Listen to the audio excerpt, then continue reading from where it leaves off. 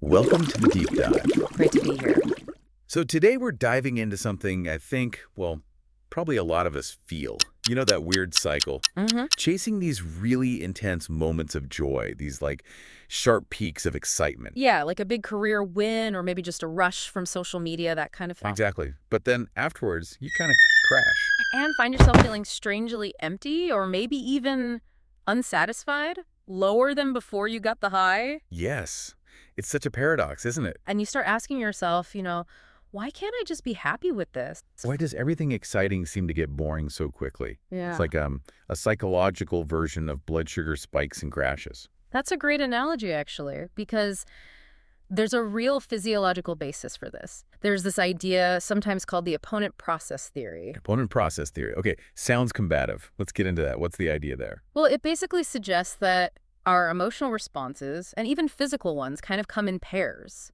So you get a strong initial feeling, let's call it the A process. All right, it's like that rush of pleasure, the excitement. Exactly, the peak. Hmm. But then your brain and body automatically trigger an opposite reaction, a B process. The opponent. The opponent, yeah.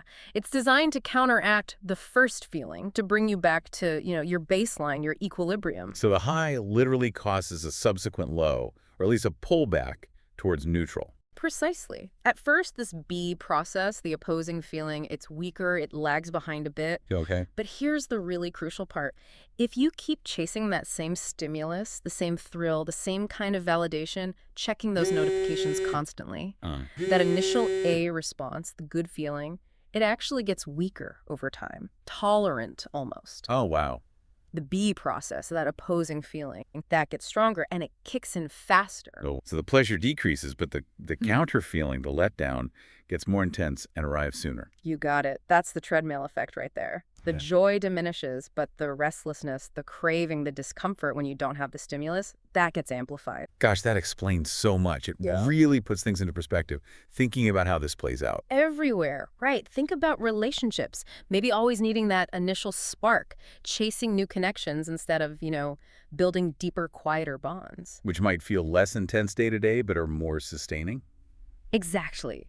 Or at work, constantly needing the next promotion, the next award, the next bit of recognition. Leading to what some call achievement fatigue. Yes, that term really resonates, that feeling of just being wrung out, exhausted from never letting yourself just be satisfied with where you are or what you've done. Even leisure time gets warped, doesn't it? It becomes Yeah. about crafting the perfect Instagram-worthy moment rather than just enjoying something for its own sake. Right. And the real cost, maybe, is losing the ability to appreciate the simple stuff. Like a quiet evening, a simple walk, just connecting with someone without needing fireworks, the small everyday satisfactions. They get drowned out by the hunt for the next big spike.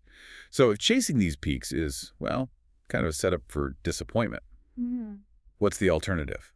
Well, the shift is towards thinking about happiness differently, less like chasing highs and more like nutrition. Happiness nutrition, I like that. Yeah. Sustainable fuel rather than sugar rushes. Exactly that. Okay, so what does that look like, practically speaking? It means prioritizing things that maybe don't give you that instant, massive jolt. Like those meaningful relationships we mentioned, built on trust, shared history.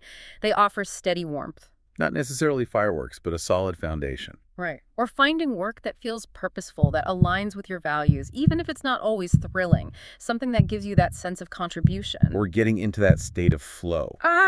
Yes. Flow, where you're just completely absorbed in something, a hobby, a craft, maybe even challenging work. Time disappears. Yeah, you feel focused, energized, but not in that frantic, spiky way. Exactly. And these things, they don't tend to create that huge initial A spike. Which means they don't trigger that powerful opposing B low afterwards. Precisely. Their rewards are different. They build up your baseline sense of well-being over time, making it more stable, more resilient. Instead of constantly destabilizing it with highs and subsequent crashes. Makes sense, doesn't it? It really does.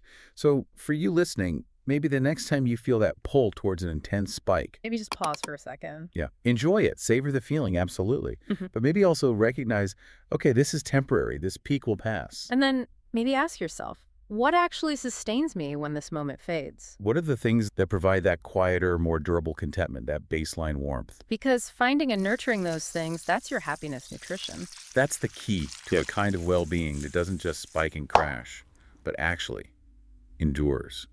Thanks for taking this deep dive with us.